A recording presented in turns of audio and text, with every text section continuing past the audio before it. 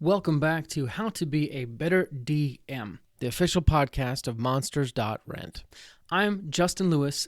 And I'm Tanner Wayland. And we are here to help you tell better stories for yourself and your players as you dungeon master sessions of D&D, Dungeons & Dragons.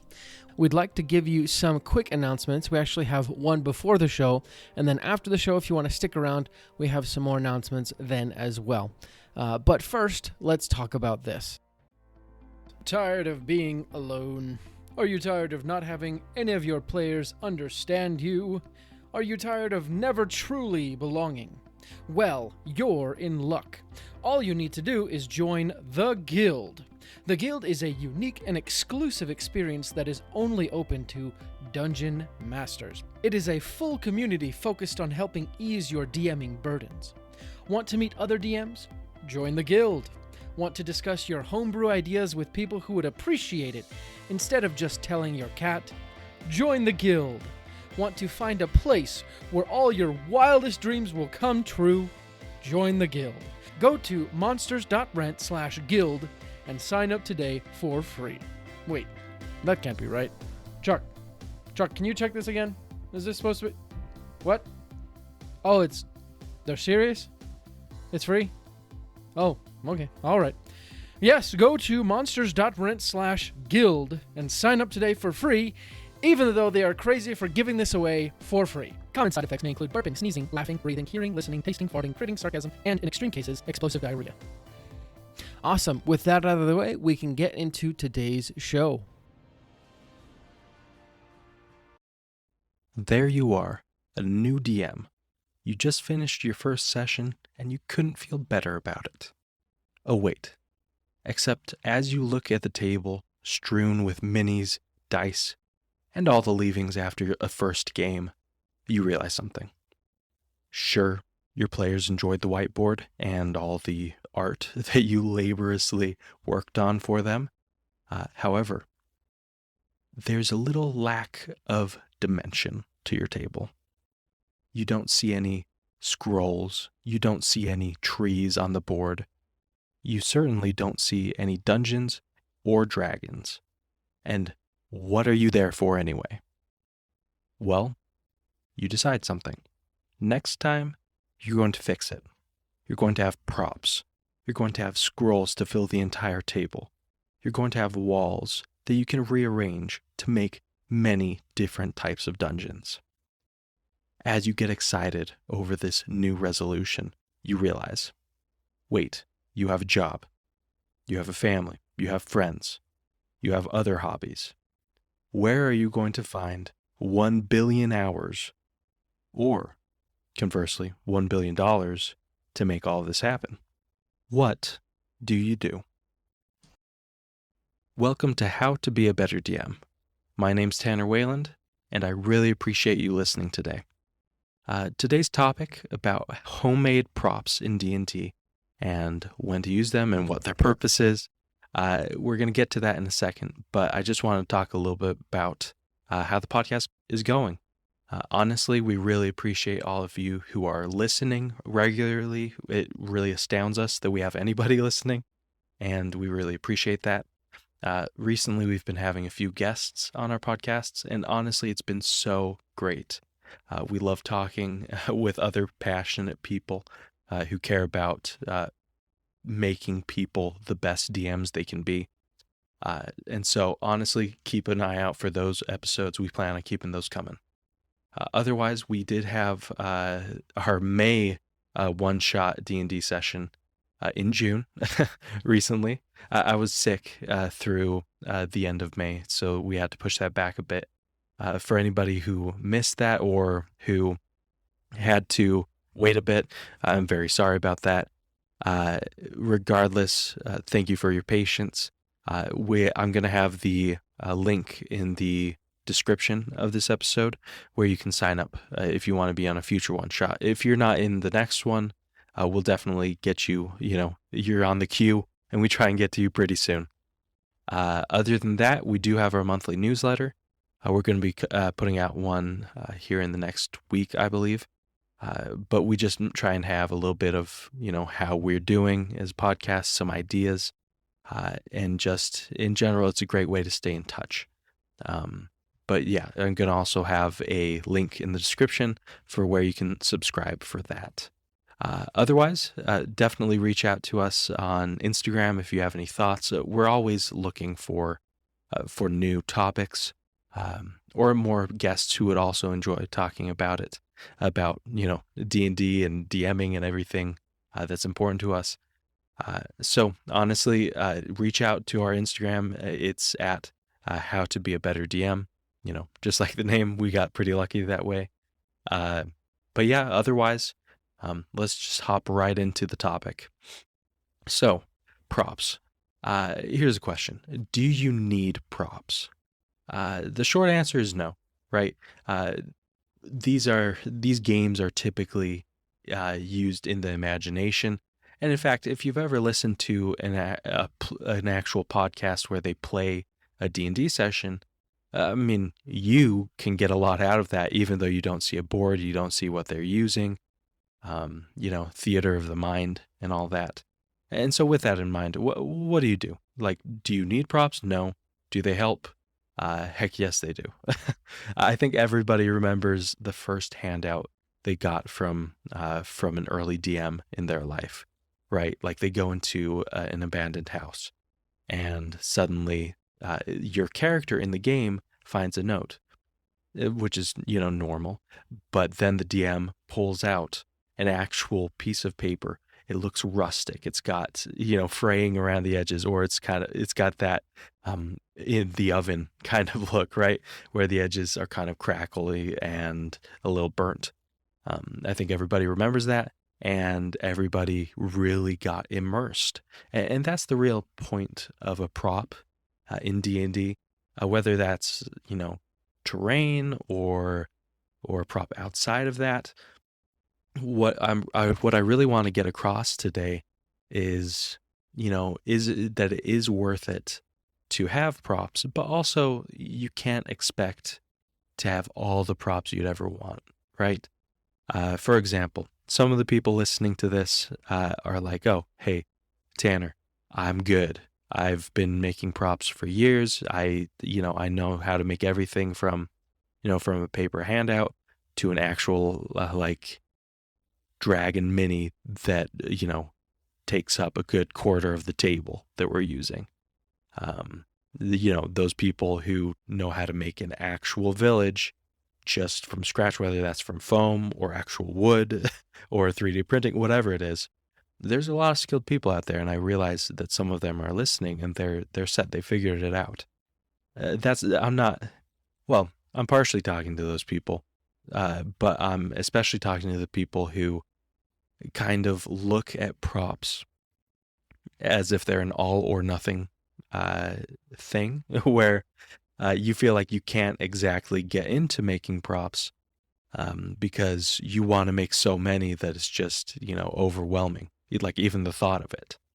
And that's not where I want you to be. That's not where you should be if you want to, enjoy D&D. This is true of any kind of preparation, but any kind of preparation you make needs to be manageable. And so that's kind of where my first dive into it goes. In order to find out if making props is manageable, you need to first find out, it's kind of like a math equation. Your ability to make props is equal to time times your willingness. How much free time do you have, or how much time are you willing to devote to making props? And how excited or willing are you to make the prop? So for a lot of people, they will shell out money, and I don't mean that in a negative way. Like they'll pay money to avoid having to spend the time on making, on 3D printing walls, or getting, little blocks of wood and painting them themselves to rearrange into various kinds of dungeons. That is worth it to them, right? And if it's just about a money thing, it's like, hey, if you have enough money, you can technically just buy all of this. So why would you home make a prop then, right? Like if why not just buy it? Well, first off, money. right? Some of the best props out there, the really cool ones, those cost money. They're not free. People on Etsy, especially, but also, other places, they take the time to make those and they charge accordingly. And so for you, you're probably like, hey, I don't, I don't want to spend $100 on a few pieces that I'm going to maybe use, who knows how often, like once or twice. And that's a valid point. Now, it's also valid that they're charging that much. So what's the other option? You make it yourself. And with that being said, like, just huge, big old asterisk on this entire conversation. If you're worried about trying something new, like making props, it's okay. Expect to be a weird mixture of better than you thought, but also still bad when you're getting started. And that's normal. That's true of every endeavor that people get into. And so what I'm really trying to say is don't let your inexperience stop you from making props. Okay? It's not worth it to let yourself be inhibited just because of inexperience. Because everybody, I'm telling you right now, I have watched a lot of creators, especially on YouTube, who have shared what they do for their props. I did it, I've done it before because I'm just very interested in the topic, but I've been familiarizing myself in order to prepare this episode rather. And honestly, a lot of those people, they said that, hey, I started not too long ago or like a year ago, and this is what I do. And from my perspective, I'm sitting there thinking, wow, these people are incredible. They're doing something that I feel is out of my depth, but that's just because each of the different kinds of props you can make, the different types of terrain, all of that seems new until you do it enough, and then suddenly it's not new and you're experienced. That's just how habit development goes. So moving on past that. So you decide to make homemade props because you don't want to spend too much money. Now, here's the great thing about homemade props. Not only does it save you money, but you get to customize something more than if you just went online and just bought it, from essentially wholesale from from a person who makes props for D&D. And so the reason why customization is so important kind of leads into the reason why props can be very effective. When you get to customize a prop to the specific situation that your players are in, whether it's like, hey, the prop that you give is an actual little badge that you give to the player who in game got a badge from the city, from the mayor, for, saving their town from basilisk or something similar, right? Giving little mementos, little physical objects that represent what your players have done in the game suddenly takes it from a mundane experience or an imaginative one, and suddenly it becomes something for the history books. And so that's why I really recommend that everybody try their hand to some extent on customizing homemade props.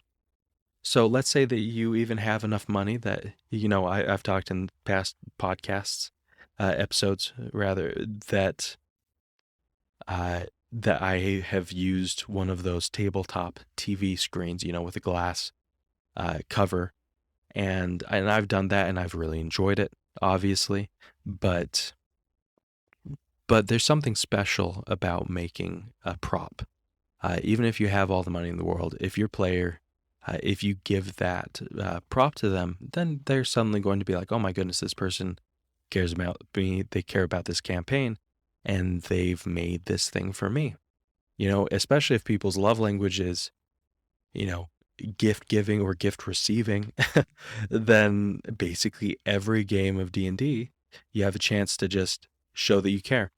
So let's get into a little bit about what kinds of props you can do. As I was saying earlier, since making props is a matter of time and willingness, I'm going to say right now you can't, or okay, you can, but you probably shouldn't make every kind of prop that you can think of. But then, like, for example, you could make props for every encounter that you make and every little piece of treasure and every arena or piece of terrain. You could do that, and some people have. In fact, I've seen some games where the amount of customization is just off the charts. I don't know how they do it most of the time, especially if it's a podcast or something. Then you're like, oh, it's because they're making money, so they can afford to make all that. But there's some people, in their home games that do the same. That is a special situation, a special case. Don't feel like you need to match up to that. What you need to do is find out, and it's going to take some creativity. You're going to need to find out which props are going to have the most value impact on your players. And so with that being said, my advice there for prioritizing which props to make, I would say put terrain second. There's many different types of terrain. Like, for example, on if you're doing Roll20, you could spend all your time making separate tokens and everything. That's fine. You don't have to. You can just find a lot of that stuff online for free or for like a very small cost. At home, you kind of have a similar equivalent where it's like, you certainly can do maps that you've hand drawn. You could make separate little plates or little sections with actual terrain where you've got grass. You've put that down. You've made trees. You've made rocks, and you've essentially made it the entire terrain that they're going to be fighting on. You can do that. However, I'm going to say this right now, you're going to either do one of two things. You're going to reuse that same thing a whole lot. Hopefully you made it so you can rearrange it. But regardless, you're going to be using that same terrainscape for a lot of things. And so it might feel a little bit old. The other option of like continually making new terrain, that's unrealistic in most cases. So it's like, okay, what actually is going to be used the most? First off, if we are talking about terrain, I would say only homemade props, or at least prioritize homemaking the props for things that stand out or that are important. For example, if your players are doing an ocean adventure, taking the time, however laborious, to make a ship that your players' minis could actually be on, that would be time well spent. Because if you're going to be on that ship quite often, then wow, your players are going to be like, this is our home base, so to speak. So I think that something like that for a terrain, or if they go and they're fighting, after like 5 sessions, they've been in this dark forest and they reach this boss who is a giant tree, taking the time to make that giant tree, or maybe like even the treasure that the big boss has, or the middle boss, whichever one you want to do. Just make sure that if you're going to do something that is reoccurring, like the different terrains or treasures or anything like that, only really focus on the ones that are recurring enough. Sorry, I didn't mean recurring. I meant important enough that they warrant your time. But terrain aside, I would honestly say that most props should be non-terrain props, at least for what you're focusing on, which is things that players will appreciate the most. I mentioned handouts. So handouts are a classic example because it takes time to make them, but because there's something that a player holds and they interact with, they read it, or they look it over if it's not something that you read. If you take the time to do those, because a player interacts with it so personally, that kind of prop is high value. Other ones that I think are worthwhile. If you do some kind of inspiration system or hero point system or whatever you want to call it, where, okay, they did something awesome, they get an inspiration point and they get to roll advantage on whatever roll they'd want. If you actually took the time to, some people use bottle caps, some people use like an actual little gold coin, or who knows what you want to do.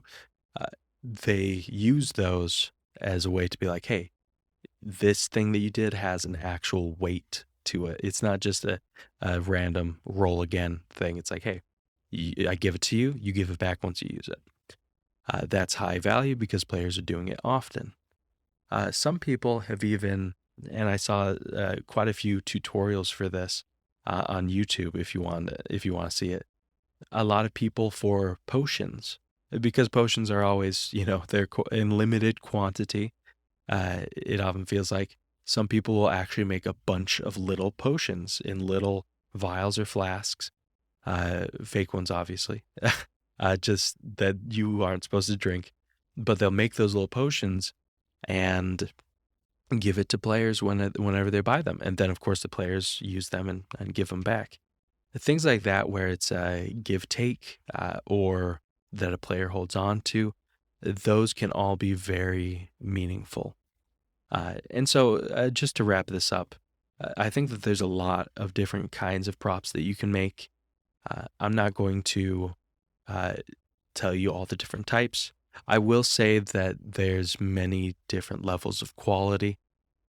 For example, for boss minis, while I mentioned, hey, you could make this really cool tree. I had a cousin who actually, for his boss encounter, he took a little squeaky toy octopus that his toddler would play with, and he just slammed it down in the middle of our players on the whiteboard. Of course, being careful not to disturb anything, but he just slammed it down and was like, okay, here's the boss. And it was actually an octopus. He essentially found something at home and wrote, homebrewed a boss monster based off of that. And we thought that was hilarious. It was also, it worked because it was much bigger than our minis, and I thought that was great. So you can honestly do something very simple like that. You could go to a super cheap store, especially anyone that's like secondhand stores, because you know how those are. They have a billion toys that no one's ever going to play with. You could use any number of those things very cheaply to add to your props. On the other hand, you can go, a little bit simpler, not simpler, but a little bit more like homemade, but still simple.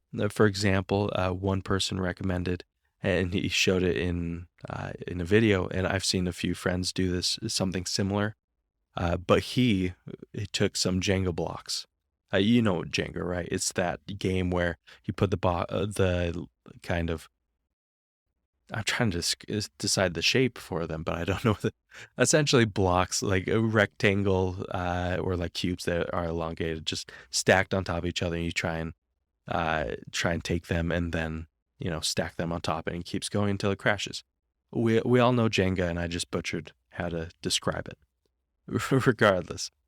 So he took the Jenga blocks and he actually used those as makeshift walls. He painted them. He actually used little cubes of cardboard that he glued onto them, and then he painted over that, so it kind of had dimensions to it, but also like color, and then that made it so he could reshape his dungeons however he wanted. And technically, he could even repaint those however often he needed. And so with that being said, I think there's a lot of options that you can do. If anybody did a lot of crafts when you were a kid, think like that. You don't have to do crazy intense homemade props. If you're trying to just do simple, you could honestly take the tube of some used up toilet paper, and that is about half of the way to a good looking tower. That's all I'm saying. I'm not saying that you have to stay at that level. I think as you get more experienced, you can certainly use higher quality materials, get a little bit more in depth, and make more aesthetically and quality-wise better pieces. But you don't have to start there. You can start very simple, and for any specific ideas that you have, I'm gonna point you to the internet and let you go crazy, because there's so many things that you can look for. YouTube is a classic one because you can actually see how they make the props there. But otherwise, if you just Google or whatever search engine you use, no judgment here. If you just search for a specific prop idea, there are definitely, and I mean absolutely, going to be tutorials for that. And if it's something that you've thought of yourself, do trial and error, right? Using cheap materials so that you're not spending too much. And I can promise you, glue, paint, and maybe like a knife can get you pretty far with most props. But yeah, sorry, I kind of went over a lot of things regarding props. Because it's a very complicated issue, a very complicated topic. But I do want to just get it in your mind that, hey, rethink your prop game. If you're not doing it, do it more. If you are doing it, make sure you're spending time on the props that matter, the ones that the players are going to be interacting with the most. And other than that, I know you'll do great. I expect to see many pictures, hopefully email to us or just share it on Instagram, of props that you've decided to add to your game. So go, make some props, and roll initiative. Thank you for listening to today's show. We really appreciate your support and your patronage. We have a few more announcements to go over. First, did you ever fall in love with the library as a kid? It was a place where you could experience 1,000 stories without having to buy 1,000 books. That is what Monsters.Rent can do for your D&D campaign. You can rent and swap out as many quality miniature monsters and creatures for your D&D party as you could ever want, without having to buy them.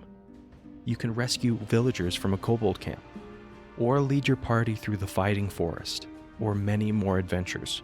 We're coming out with new bundles all the time. Just sign up for our subscription to get access to your own personal library of minis. Go to monsters.rent to find out more. That's the website.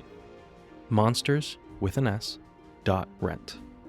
Get your library pass to a world of minis today. we also wanted to let you know that today's episode is sponsored by Stardust and Dragons. I'm going to let one of the cast of Stardust and Dragons, Christian Hatcher, and his crew tell you a little bit more about it. This August, a new adventure podcast is coming to a platform near you, filled with action. You one of the two of them. We can't keep taking hits like that. Drama. Everything that she's been doing, everything she's going to do, finally sets in. And Stardust. Help! Help! Someone, please! Find out more about this epic odyssey at stardustanddragons.com, where adventure awaits in the stars. That's all the announcements we have today. Again, thank you so much for everything you do for us. You make this show possible. Like we said before, we'll be back next week with another great episode, and until then, let's go ahead and roll initiative.